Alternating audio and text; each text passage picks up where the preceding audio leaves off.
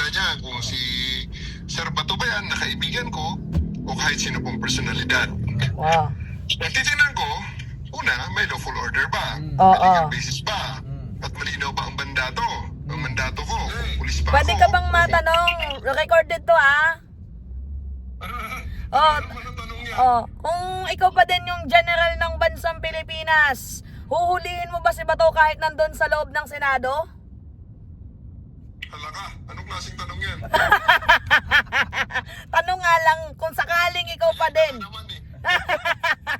Kung sakaling ikaw pa din ang general Ito, ng seryosong usapan. Okay. Seryosong usapan, ha? Una, hindi ko tinitingnan yan. Kung ako, hindi ko titingnan yan kung si Sir Bato ba yan, na kaibigan ko, o kahit sino pong personalidad. Wow. Ang titingnan ko, una, may lawful order ba? Oo. May legal basis ba? At malinaw ba ang mandato? Ang mandato ko, kung pulis pa ako, o kung ano man akong unit. Oo. Kung may valid warrant ba, at malinaw ang utos ng batas. Ngayon, kung may valid warrant at clear and ambiguous ang utos ng batas, ang trabaho ng arresting officer ay hindi mamili kung sino ang ipapatupad, kung Apo. kanino ipapatupad at kung sino ang hindi. Opo. Ang batas ay dapat pareho sa lahat. Opo. Pero hindi rin ito dapat ginagawa na parang palabas lang. Oo. Ang objective ay compliance, hindi confrontation. Opo. Because arrest is not revenge. Opo. Arrest is law enforcement. So, lagi ang unang hakbang dapat dyan ay coordination, communication at pagkakataon para maayos ang mapayapang pagsunod. So, ang gagawin Maaari mo... itong gawin. Okay po. Yan, alam mo, kung maaari itong gawin ng mapayapa, yun dapat ang una. Yan ang first choice talaga dyan. Ngayon, kung kailangan ng operasyon, dapat ito ay disiplinado, legal at may pinakamababang risk sa publiko. So, simple lang ang prinsipyo dyan. Firm but fair, lawful not theatrical, decisive but never abusive. Kasi at the end of the day, hindi pangalan ng tao ang dapat manay, kundi ang Opo. batas. Opo. Ayos? Opo. Ngayon, last na General Torre. Uunahin mo bang mag-press con or uunahin mong hulihin kung mayroong dapat hulihin? Sasagutin ko na lang si Mima na vlogger. Okay. Si Alicia. Ayun ang una kong gagawin. Sasagutin ko si Alicia. So huhulihin mo, hindi ka magpapa-press con. Sagutin mo. Ikaw na. Ang unahin kong gagawin ay sagutin kita. Thank you, General Torre. Love watch. Hinahanap ka na kasi ng mga Pilipino. Namimiss ka na nila kasi ang sabi nila sa comment section, the biggest mistake of the government is to fumble you. Yung nawala ka sa gobyerno. Ikaw yung pinaka-biggest mistake na nangyari. Everything will turn out fine. Ang Pilipinas ay dumanas mas marami pang pagsubok and we came out stronger every time. Okay. Okay? Thank you, General. Okay po, alright. Narinig nyo yun, mga minamahal. Si General Torre na mismo. Ito ang ating nakatawag. Nakadaupang palad na naman sa isang, nakausap. Totoo nga naman, di ba, Boss Mike, na kailangan na hulihin kahit sino pa man yan. Walang sinasanto. Oo, kasi hindi naman revenge ang tawag, sabi nga ni General Torre. Oo. Kundi ito, pagpapatupad ng batas. Tama. At kailangan nasa sa ayos. At kung hindi magpaparesto, kailangan maiwasan na may masaktang mga tao. Oo. Kung sakali man na ipatupad ang batas. By the way, saan tayo papunta ngayon? Papunta tayo ngayon sa Senado para suportahan yung mga Pilipino, mga kapwa natin Pilipino na sumisigaw para panagutin si Sara Duterte at arestuhin si Bato de la Rosa.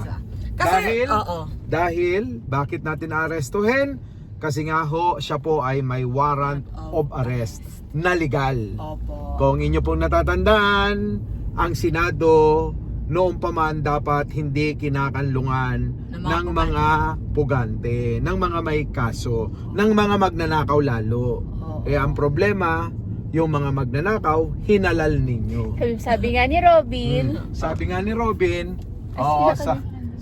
Robin, nung dati, nung si Sentry ang nasa Senado, na sinasabing nagtatago daw, pinaaresto at pumayag naman. sumama namang maayos si Senator Trillanes noon. Kaso Meron pa. sinasabi nila, Ah. yung kaso daw ni Bato, iba daw kasi international. Yung di. kay Trillanes, sa Pilipinas lang daw. Ito nga ang maganda dyan international na nga di ba mas maigi na dapat nating pinagbubuti na tao na walang masabi ang mga international community sa atin dahil tayo tumatalimat meron tayong isang salita, palabra de honor.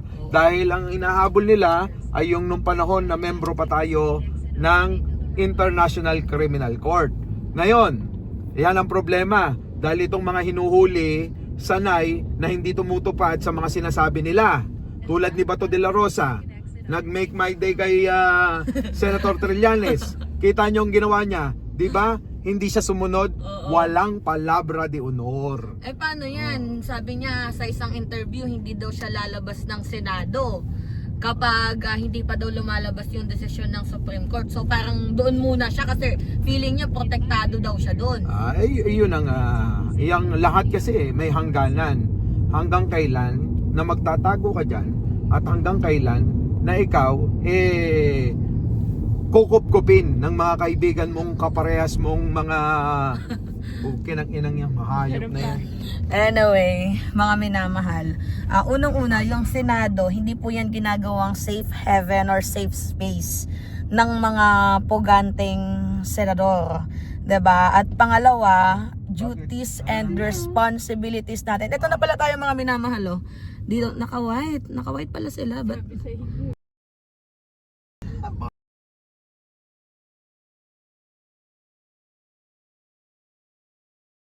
so, sabi ko nga sa inyo mga minamahal, hindi dapat ginagawang safe space ng mga puganteng senador ang Senado kasi parang nakakawalan ng respeto, 'di ba? Kung yung Senado, yung ating kagalang-galang na Senado ay binababoy ng mga senador. May sasabihin si Madam Jen. Sabihin mo baka tama nga si Robin Padilla. Oo. Gawin na lang nating Senate Hotel of the Philippines yan. Robin, no? Oo, sa kanya galing yan. Gawin na lang daw nating Senate Hotel of the Philippines Gago si yan. Robin. Hoy Robin, kung nakikinig ka kinang ina mo ka, makinig ka ha Robin. Hindi mo pa naabutan yung panahon ni Ma'am Miriam na ni late former Senator Miriam Defensor. Nasigawan ka lang ni Kiko. Piling mo kasi Joaquin Bordado ka eh. Piling mo kasi Joaquin Bordado ka palagi. Diba? Piling niya Joaquin Bordado siya palagi. Tingnan ninyo, 'di ba? Eto na tayo, malapit na tayo dito na Tingnan ninyo. Oh. Makikibaka tayo. Makibaka, huwag matakot. Bato de la Rosa, arestuin lalo. 'Di ba? Dito tayo. Alam mo yung matatanda ako. 'Di ba? Pasista. Oh, ganun.